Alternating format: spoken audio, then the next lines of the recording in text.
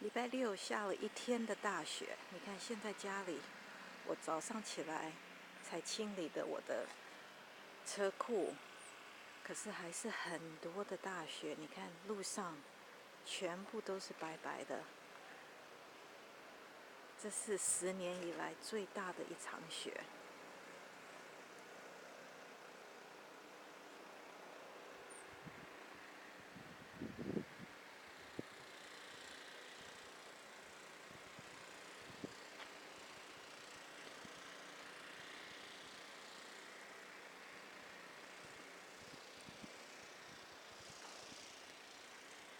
我们家前面的路上我清理得很干净，可是你可以看到我们对面的邻居都还没有开始弄。